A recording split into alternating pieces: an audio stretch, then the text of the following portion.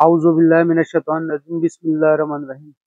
دوستو، میں غریب ناز کا جو سوانح آیات ہے اس کے بارے میں آپ کو بتلا رہا ہوں، اور کوشش رہے گی کہ میں وہ مکمل ٹائم پہ پوری کروں۔ اگر نہیں ہوگی تو اس کا میں ایک اور پارٹ اور بنا کر آپ کو بتلاؤں گا۔ یہ جو کتاب ہے ہند الولی غریب ناز، اس کے اندر سے میں یہ آپ کو بتلا رہا ہوں تاکہ آپ کو سننے میں بھی اچھا لگے، اور کوئی غلطی ہو تو مجھے معاف کر دینا۔ اور یہ میں آپ کو بتاتا ہوں: ولادت با سعادت خواجہ خواجگاہ حضرت خواجہ معین الدین حسن چشتی اجمیری رحمۃ اللہ علیہ 537 ہجری میں خراسان پرانت کے سنجر نامک گاؤں میں پیدا ہوئے۔ سنجر کندھار سے اتر کی جانب ہے اور آج بھی وہاں گاؤں موجود ہے۔ کئی لوگ اس کو ساجستان بھی کہتے ہیں۔ خواجہ بزرگ کے والد ماجد کا نام سید غیاث الدین حسن ہے۔ وہ 8ویں پشت میں حضرت موسیٰ کاظم کے پوتے ہوتے ہیں۔ والد ماجدہ کا نام بی بی ام الورا عرف بی بی ماہ نور ہے، جو چند واسطوں سے حضرت امام حسن کی پوتی ہوتی ہیں، اس لیے آپ باپ کی طرف سے حسینی اور ماں کی طرف سے حسنی سید ہیں۔ آپ کی والدہ ماجدہ حضرت بی بی ام الورا سے روایت ہے کہ جس وقت سے میرا نور نظر معین الدین میرے شکم میں آیا، شکم مطلب گربھ میں آیا، میرا گھر خیر و برکت سے معمور نظر آنے لگا۔ جو لوگ ہمارے دشمن تھے محبت سے پیش آنے لگے۔ کئی بار مجھے خوبصورت خواب نظر آتے تھے۔ جس وقت اللہ تعالیٰ نے آپ کے جسم میں جان ڈالی، اس وقت سے یہ معلوم ہو گیا تھا کہ آدھی رات سے لے کر صبح تک میرے شکم سے تسبیح و تحلیل کی آواز آتی تھی۔ میں اس مبارک آواز میں سرشار ہو جاتی تھی۔ جب آپ پیدا ہوئے تو میرا گھر نور سے جگمگا اٹھا۔ آپ کا جو نسب نامہ ہے وہ اس پرکار ہے: آپ کے والد ونشج کا حضرت خواجہ معین الدین حسن چشتی رحمۃ اللہ علیہ بن حضرت خواجہ غیاث الدین بن حضرت نجم الدین طاہر بن حضرت خواجہ سید ابراہیم بن سید ادریس بن سید امام موسیٰ کاظم رضی اللہ تعالی عنہ بن سید ظفر صادق رحمۃ اللہ علیہ بن سید محمد باقر رحمۃ اللہ علیہ بن سید زین العابدین رحمۃ اللہ علیہ بن سیدنا امام حسین رضی اللہ تعالی عنہ بن امیر المومنین حضرت علی کرم اللہ وجہہ۔ یہ نسب نامہ تھا۔ اب میں آپ کی والدہ کا جو ہے وہ آپ کو بتلاتا ہوں۔ بی بی ام الورا بنت حضرت سید داؤد رحمۃ اللہ علیہ بنت حضرت سید عبداللہ حنبلی رحمۃ اللہ علیہ بنت حضرت سید زاہد رحمۃ اللہ علیہ بن حضرت سید محمد مورس رحمۃ اللہ علیہ بن حضرت سید داؤد رحمۃ اللہ علیہ بن حضرت سید موسیٰ رحمۃ اللہ علیہ بن حضرت سید عبداللہ مغفر رحمۃ اللہ علیہ بن حضرت سید حسن مسنا رحمۃ اللہ علیہ بن سیدنا امام حسن رضی اللہ تعالی عنہ بن امیر المومنین سیدنا حضرت علی کرم اللہ وجہہ۔ تعلیم و تربیت: حضور غریب نواز کی ابتدائی تعلیم گھر پہ ہوئی۔ آپ کے والد بزرگوار ایک بڑے عالم تھے۔ خواجہ صاحب نے 9 سال کی عمر میں قرآن مجید حفظ کر لیا اور اس کے بعد سنجر کے مکتب میں داخلہ ہوا۔ آپ نے یہاں ابتدائی طور سے تفسیر، فقہ اور حدیث کی تعلیم پائی اور تھوڑے سمے میں آپ نے کافی علم حاصل کر لیا۔ پھر اس کے بعد خراسان کی مختصر تاریخ: حضور خواجہ غریب نواز رحمۃ اللہ علیہ جس زمانے میں پیدا ہوئے وہ بڑا ہی پر اشوب زمانہ تھا۔ بے رحم تاتریوں نے ہر طرف قتل و غارت گری اور لوٹ کا بازار گرم کر رکھا تھا۔ امن و چین کسی کو بھی نصیب نہیں تھا۔ ان دریدوں نے خراسان پہ حملہ کر دیا اور سلطان سنجر کو ان سے شکست ہو گئی۔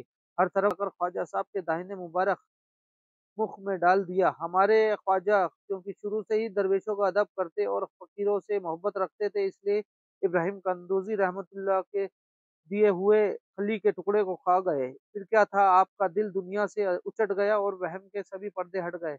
کھلی کا وہ ٹکڑا حلق سے اترنا تھا کہ آپ روحانیت کی دنیا میں پہنچ گئے۔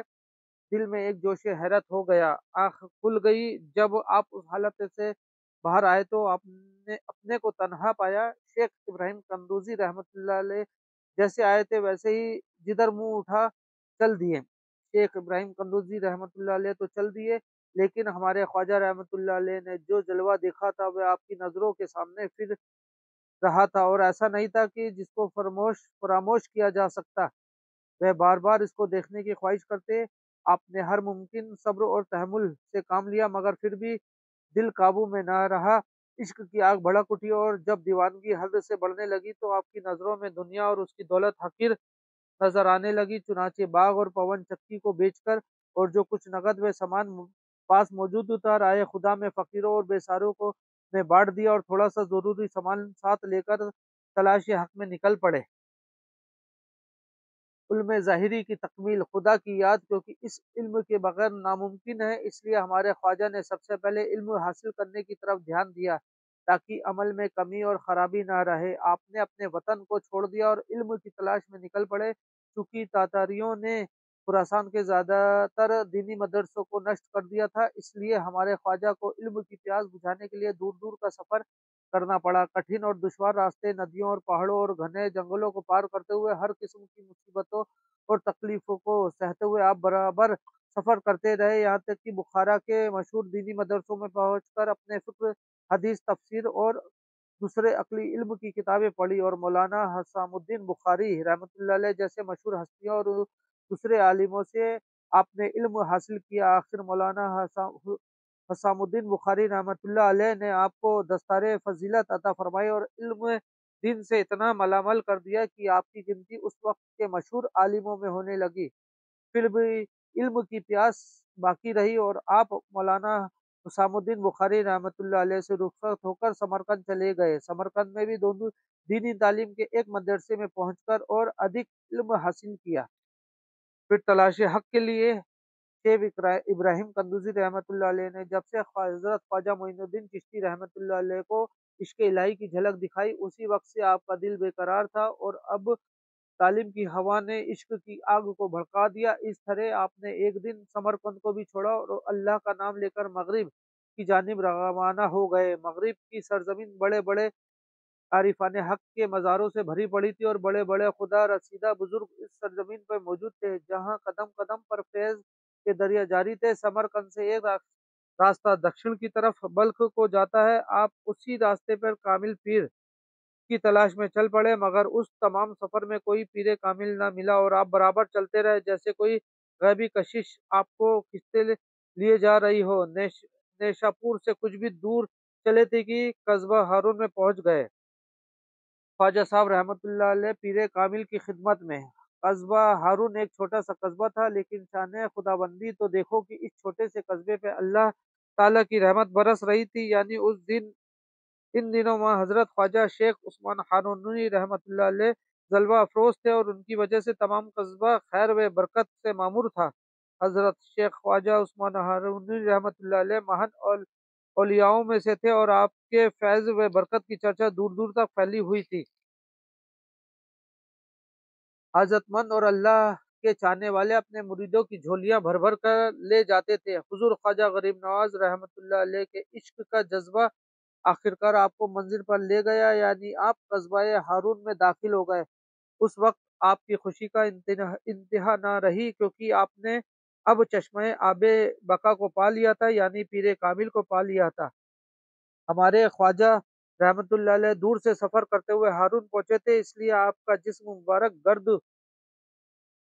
آلود جو کہ دھول سے بھرا ہوا تھا اور لباس غبار سے ہٹا ہوا تھا۔ آپ بے قرار ضرور تھے، مگر چہرے پہ تازگی اور سنجیدگی دکھائی دیتی تھی۔ حضرت غریب نواز رحمت اللہ علیہ نے حضرت خواجہ شیخ عثمان ہارونی کے دستے حق پرست پر بیعت کی اور خواجہ عثمان ہارونی رحمت اللہ علیہ نے آپ کو اپنے شاگردوں میں شامل کر لیا۔ حضرت خواجہ رحمت اللہ علیہ کے مرید ہونے کا واقعہ خود آپ کے شبدوں میں یہاں پیش کیا جاتا ہے۔ میں ایک ایسی صحبت میں جس میں ذلیل القدر بزرگ موجود تھے بہت ادب سے حاضر ہوا اور سر نیاز زمین ادب پر جھکا دیا۔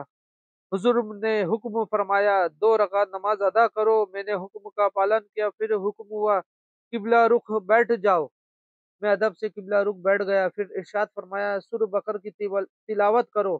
میں نے ادب کے ساتھ تلاوت کی، پھر حکم ہوا 60 بار سبحان اللہ پڑھو۔ میں نے پڑھا، پھر حضور والا نے میرا ہاتھ اپنے ہاتھ میں لیا اور آسمان کی طرف نظر اٹھا کر دیکھا اور زبان مبارک سے یہ ارشاد فرمایا میں نے تجھے خدا تک پہنچا دیا۔ ان سبھی باتوں کے بعد حضرت شیخ عثمان ہارونی رحمت اللہ علیہ نے ایک خاص قسم کی ترکی ٹوپی میرے سر پہ رکھی جو کلہ چاہر ترکی کہلاتی ہے اور میرے زبہ चोगा मुबारक मुझे पहनाया, फिर फरमाया बैठ जाओ।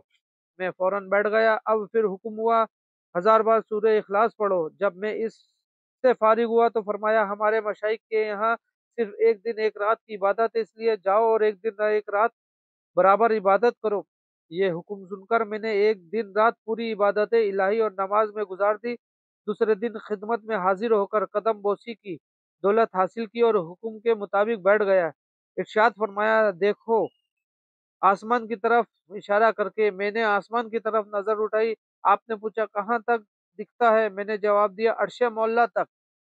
फिर इरशाद हुआ नीचे देखो। मैंने नीचे देखा तो फिर फरमाया कहाँ तक दिखता है? मैंने जवाब दिया तहतुस्सुम यानी पताल तक।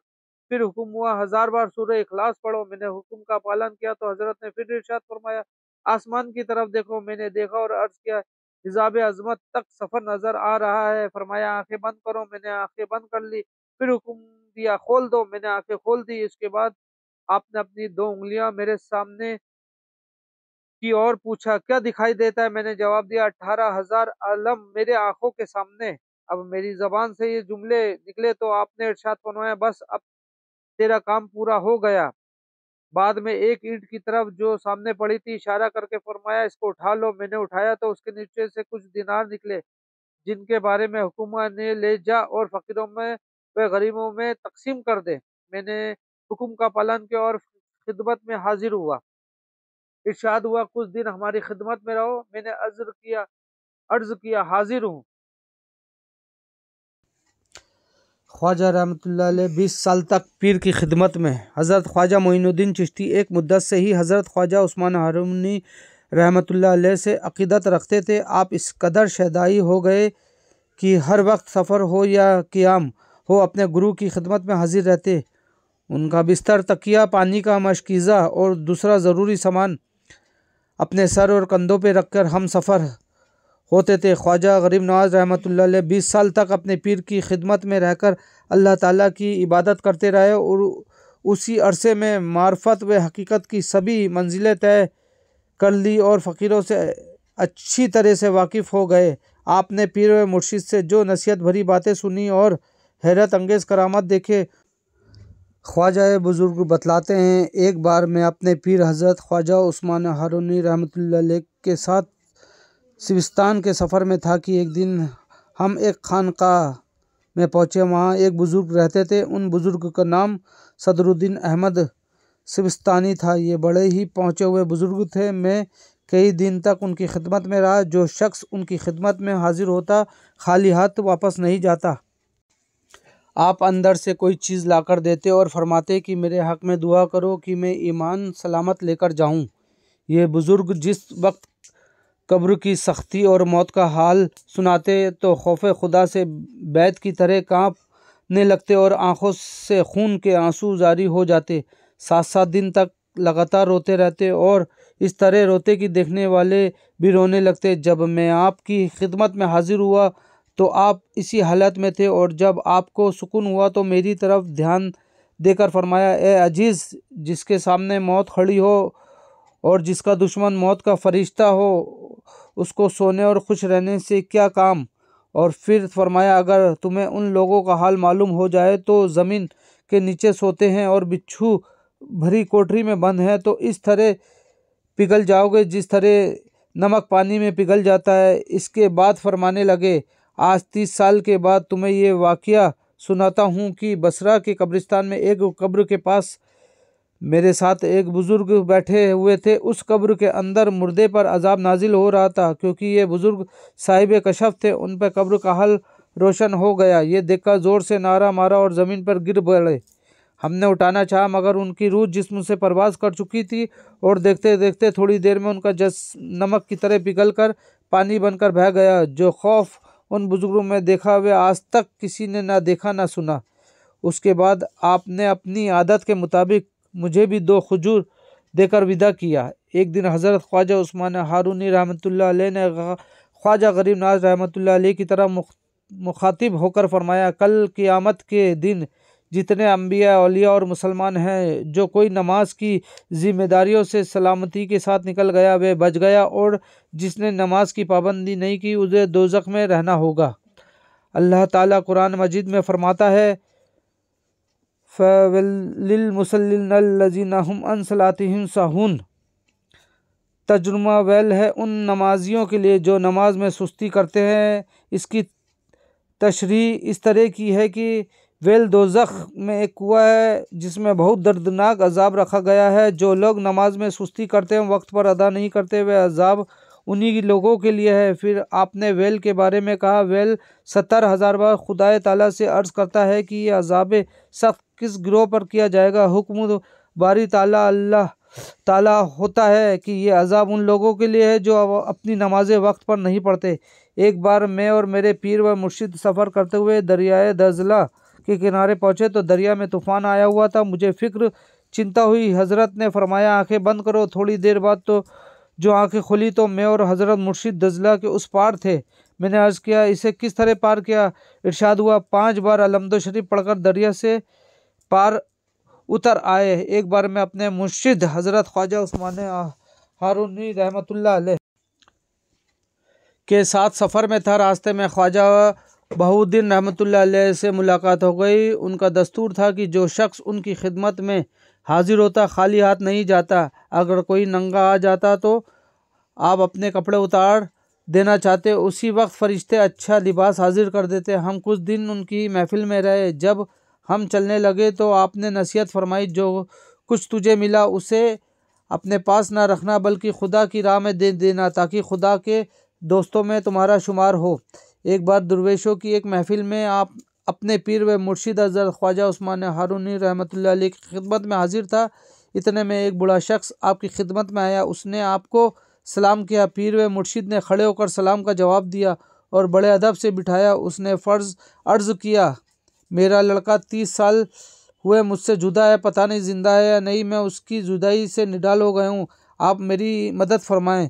اس کی واپسی تندرستی اور سلامتی کی فاتحہ اخلاص کی التجا ہے۔ حضرت نے جب یہ بات سنی تو مراقبے میں سر جھکا دیا۔ تھوڑی دیر بعد سر اٹھا کر حاضرین سے فرمایا اس پیر مرد کے لڑکے کی سلامتی کے لیے فاتحہ اخلاص پڑھو۔ فاتحہ اخلاص پڑھی گئی۔ اس کے بعد آپ نے اس بوڑھے سے فرمایا آپ جائیں اور جس وقت آپ کا لڑکا مل جائے اس کو ساتھ لے کر میری ملاقات کو آئیں۔ ابھی وہ بوڑھا شخص راستے میں ہی تھا کہ ایک شخص نے آ کر خبر دی کہ آپ کا لڑکا مل گیا۔ گھر پہنچ کے لڑکے کو سینے سے لگایا اور الٹے پاؤں لڑکے کو لے کر حضور کی خدمت میں حاضر ہوئے۔ خواجہ عثمان ہارونی رحمۃ اللہ علیہ نے اس لڑکے سے معلوم کیا کہ میاں تم کہاں تھے؟ اس نے عرض کیا سمندر میں ایک ناؤ پر تھا اور ناؤ کے مالک نے مجھے زنجیروں سے باندھ رکھا تھا۔ آج ایک درویش آپ کے ہم شکل بلکہ آپ ہی تھے تشریف لائے اور زنجیروں کو توڑ کر میری گردن زور سے پکڑی اور اپنے آگے کھڑا کر کے حکم دیا کہ اپنے پاؤں میرے ہاتھ پر رکھو اور آنکھیں بند کرو۔ تھوڑی دیر بعد فرمایا آنکھیں کھولو۔ جس وقت میں نے آنکھیں کھولی تو اپنے آپ کو تنہا اپنے مکان کے دروازے پہ کھڑا پایا۔ اتنا کہہ کر وہ کچھ اور کہنا چاہتا تھا مگر حضرت نے اشارے سے چپ رہنے کے لیے کہا۔ بوڑھے نے یہ سن کر حضرت کے قدموں پہ سر رکھ دیا اور وہ باپ بیٹے چلے گئے۔ حضرت خواجہ معین الدین چشتی رحمۃ اللہ علیہ پورے 20 سال تک اپنے پیر و مرشد حضرت خواجہ عثمان ہارونی رحمۃ اللہ علیہ کی خدمت میں حاضر رہے۔ جانوے دل سے پیر کے ہر حکم کا پالن کرتے رہے۔ آپ کی اس جان توڑ خدمت کے بدلے حضرت شیخ خواجہ عثمان ہارونی رحمۃ اللہ علیہ نے ایسی نعمت اور دولت عطا فرمائی جو حد و حساب سے باہر آتے۔ معرفت و حقیقت کی تمام منزلیں طے کرانے کے بعد پیر کامل حضرت شیخ خواجہ عثمان ہارونی رحمۃ اللہ علیہ نے وہ تمام تبرکات جو انہوں نے بزرگان عظیم سے حاصل کی تھی اپنے ہونہار مرید حضرت خواجہ معین الدین چشتی کو عطا فرما کر نصیحت فرمائی۔ اے معین الدین، اللہ کی مخلوق سے کسی چیز کا لالچ نہ کرنا، کبھی بھی آبادی میں نہ ٹھہرنا اور کسی سے کچھ نہ مانگنا۔ خواجہ غریب نواز رحمۃ اللہ فرماتے ہیں کہ اس کے بعد پیر و مرشد نے فاتحہ پڑھ کر میرے سر و آنکھوں کو چوما اور فرمایا تجھے خدا کے سپرد کیا معین الدین حق کا محبوب ہے اور مجھ کو اس کی مریدی پہ بڑا ناز ہے۔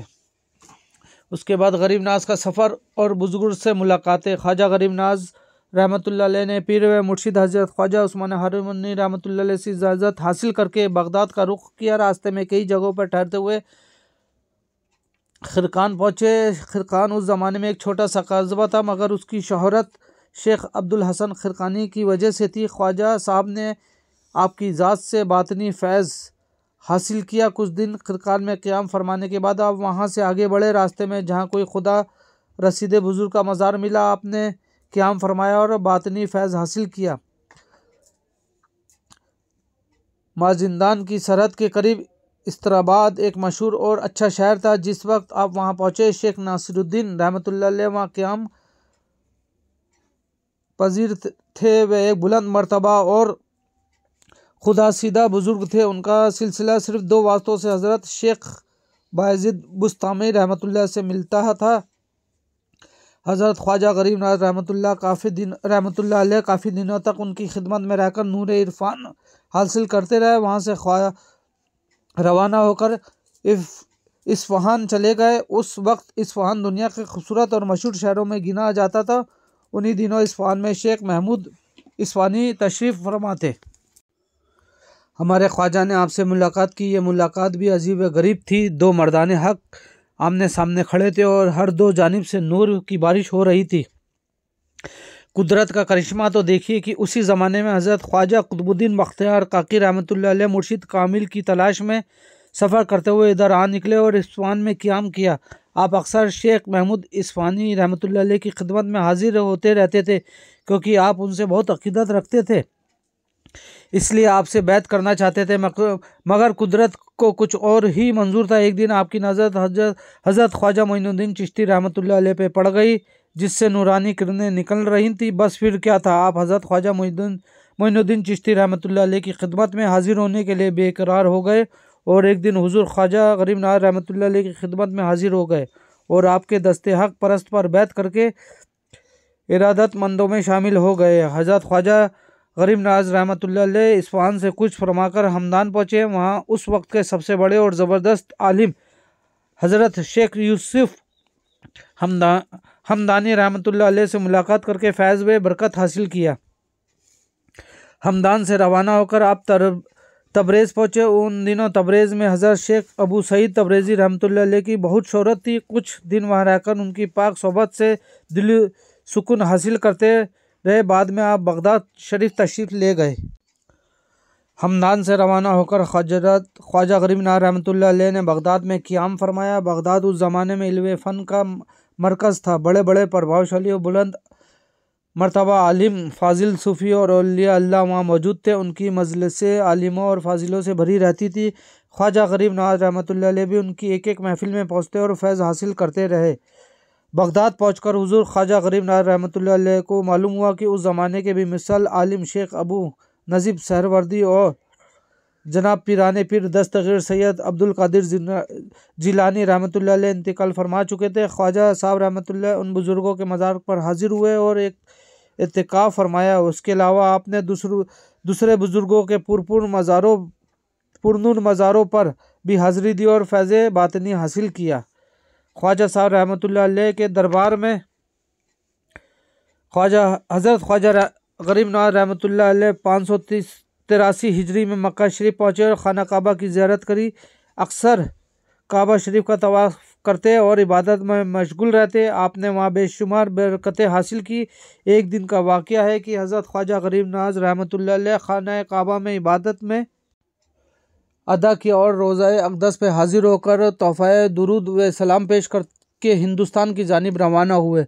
حضور غریب نواز اپنے سفر کے دوران ملک شام بھی گئے، مگر یہ پتہ نہیں کہ آپ واپسی میں شام گئے یا ذاتی دفعہ ادھر سے گزرے۔ خواجہ غریب نواز اس سفر کا حال خود بیان فرماتے، ایک بار میں ایک شہر میں پہنچا جو شام کے پاس ہے۔ وہاں ایک بزرگ ایک غار میں رہا کرتے تھے۔ ان کے بدن کا گوشت سوکھ گیا تھا، صرف ہڈیاں باقی تھی۔ ایک بزرگ ایک موٹے کپڑے پہ بیٹھے ہوئے تھے اور 2 شیر دروازے پہ کھڑے تھے۔ میں ان کی ملاقات کو گیا، مگر ان شیروں کی وجہ سے اندر جانے کی ہمت نہیں ہوئی۔ شیخ نے مجھے دیکھ کر فرمایا، چلے آؤ، ڈرو نہیں۔ یہ سن کر میں اندر چلا گیا اور ادب سے بیٹھ گیا۔ کہنے لگے کہ جب تک کسی چیز کا ارادہ نہ کرو گے وہ تمہارا ارادہ نہ کرے گی۔ پھر فرمایا، جس کے دل میں خوف خدا ہوتا ہے ہر چیز اس سے ڈرتی ہے۔ پھر مجھ سے پوچھا کہاں سے آنا ہوا؟ عرض کیا بغداد سے۔ کہنے لگے خوش آمدید، لیکن اچھا یہ ہے کہ درویشوں کی خدمت کرتے رہو تاکہ تمہارے اندر بھی درویشوں کا ذوق پیدا ہو۔ پھر فرمایا، مجھے کئی سال اس گفا میں رہتے ہوئے گزر گئے۔ ایک بات سے ڈرتا ہوں۔ میں نے پوچھا وہ کیا بات ہے؟ انہوں نے کہا ہے نماز، جس کی ادا کرنے کے بعد اس خوف سے کوئی بھول چک نہیں رہ گئی، اور نماز ہی میرے لیے عتاب اللہ کی پکڑ ہو جائے۔ روتا ہوں بس اے درویش، اگر نماز ادا کی تو سبحان اللہ، ورنہ مفت میں عمر بیکار ہوئی۔ اس کے بعد کہنے لگے نماز کو نیم سے پورا نہ کرنا، اس سے زیادہ کوئی گناہ نہیں۔ مجھے معلوم نہیں کہ میری نماز خدا تعالیٰ نے قبول فرمائی یا نہیں۔ پھر مجھے ایک سیب دیا اور فرمایا کوشش کرو کہ حق نماز ادا ہو، ورنہ کل قیامت کے دن شرمندگی ہوگی۔ دوستو، اب اس کا آگے کا سفر میرا اگلے ولاگ میں جلد سے جلد کوشش کر کے میں دوں گا اور بتلاؤں گا کیسے اجمیر شریف پہنچے۔ تب تک آپ یہ میرے اس کتاب کا جو شروع کا ہے حصہ وہ میں نے آپ کو بتایا ہے اور سنایا ہے، آپ اس کو دیکھیں، اور کوئی غلطی ہو تو مجھے معاف کریں۔ میں نے پوری کوشش کری ہے ان کے بارے میں بتلانے کی، کتاب کے حوالے سے، جو کہ ہند الولی غریب نواز کتاب ہے، اس میں سے میں نے پوری کوشش کری آپ کو بتلانے کی، اور انشاءاللہ تعالیٰ ابھی کافی بڑی کتاب ہے، اور کوشش کرتا رہوں گا کہ آپ کو آگے سے آگے اس کتاب کے بارے میں، جو کہ غریب نواز کی پوری جو جیونی ہے وہ اس کتاب کے اندر ہے، موجود ہے، اور بھی کتابوں میں ہے، مگر میں نے اس کتاب میں سے آپ کو جو الفاظ سنائے ہیں، اس میں میرے سے پڑھنے میں کوئی غلطی ہو تو مجھے معاف کرنا، اور میں اب اگلے ولاگ میں آپ کو جلد سے جلد وہ بھی بتلاؤں گا۔ پھر ملتے ہیں دوستو، اور کوشش رہے گی کہ اچھے سے اچھی چیزیں میں آپ کو دکھاتا رہوں۔ الوداع دوستو۔